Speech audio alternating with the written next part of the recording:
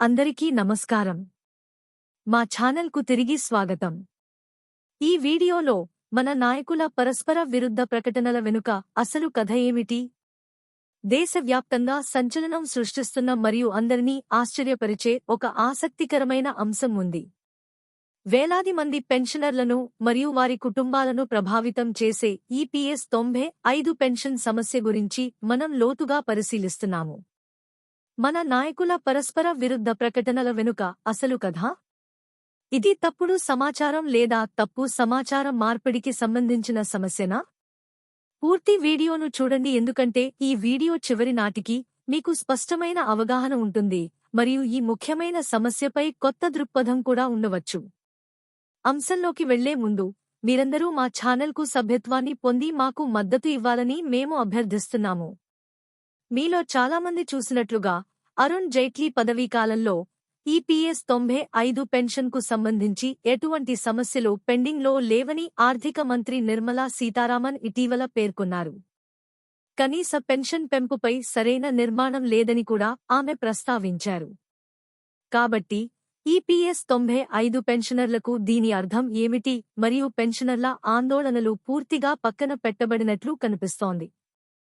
ఇప్పుడు పెన్షనర్లందరూ తన సమావేశాలలో కమాండర్ అశోక్ రావు సాహబ్ చేసిన ప్రకటనలను హైలైట్ చేస్తున్నారు. ప్రభుత్వం మరియు ఆర్థిక మంత్రి పెన్షనర్లకు ఇచ్చిన హామీలు ఉన్నాయని ఆయన స్పష్టంగా నొక్కి చెబుతున్నారు.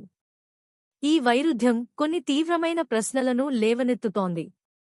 ఆర్థిక మంత్రికి తప్పుడు సమాచారం ఇచ్చారా లేదా ఈ సమస్యను పొడిగించడానికి మరేదైనా ఉందా? ఈ డిస్కనెక్ట్ పెన్షనర్లలో నిరాశకు దారితీస్తుంది. వీరిలో చాలామంది ఇప్పుడు కమాండర్ అశోక్ రావు సాహబ్ను నిందిస్తున్నారు. కానీ న్యాయంగా చెప్పాలంటే కమాండర్ సాహబ్ వారి హక్కుల కోసం శ్రద్ధగా పనిచేస్తున్నారు. రాజకీయ భాష తరచుగా తప్పుదారి పట్టించేదని గుర్తుంచుకోవడం చాలా ముఖ్యం మరియు పెన్షన్ల సమస్య పరిష్కారం కాకుండానే ఉన్నప్పటికీ ప్రత్యక్ష సంభాషణ యొక్క ఆవశ్యకతను నొక్కి చెప్పాలి. మిత్రులారా, మనం ఆర్థిక మంత్రిని కొన్ని కఠినమైన ప్రశ్నలు అడగాలి. ఎటువంటి హామీలు లేకపోతే దేశవ్యాప్త ఉద్యమానికి ముందు సమావేశం ఎందుకు జరిగింది? మన్సుఖ్ మాండవ్య జీ పెన్షనర్లు ఓపికగా ఉండాలని మరియు ఒక పరిష్కారం రాబోతోందని హామీ ఇచ్చారు. కాబట్టి వారి ఆందోళనలను ఈ అకస్మాత్తుగా తోసిపుచ్చడం ఎక్కడి నుండి వచ్చింది? పెన్షనర్లు చాలా కాలంగా ఓపికగా ఉన్నారు మరియు ఇది పారదర్శకతకు సమయం. ఆసక్తికరంగా మన ప్రతిపక్ష ఎంపీలు ఈ ప్రశ్నలను సమర్థవంతంగా నిర్వహించడానికి ముందుకు వస్తున్నారు, పెన్షనర్లకు మద్దతు ఇస్తున్నారు. ఈ పెరుగుతున్న మద్దతు ప్రభుత్వం నుండి నమ్మకాన్ని దూరం చేసి ప్రతిపక్షం వైపు మళ్లించవచ్చు.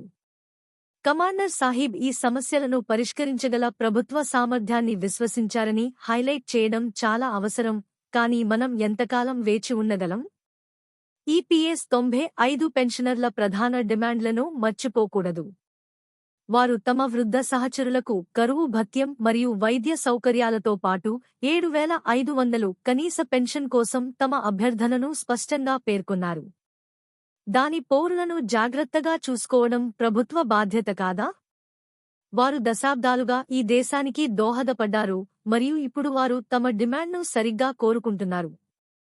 సో, మిత్రులారా, వీటన్నిటి నుండి ఏమి నేర్చుకోవచ్చు?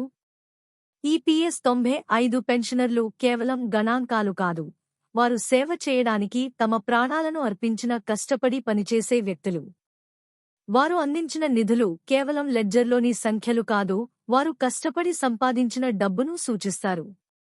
ప్రభుత్వం వినడానికి మరియు బాధ్యతాయుతంగా వ్యవహరించాల్సిన సమయం ఇది. ఈ పరిణామాలపై మీ ఆలోచనలను క్రింద వ్యాఖ్యలలో పంచుకోండి. ఈ సమాచారం మీకు ఉపయోగకరంగా అనిపిస్తే దయచేసి మరిన్ని నవీకరణల కోసం మా ఛానల్ను లైక్ చేయండి, షేర్ చేయండి మరియు సబ్స్క్రైబ్ చేయండి. ఈ వీడియో చూసినందుకు ధన్యవాదాలు.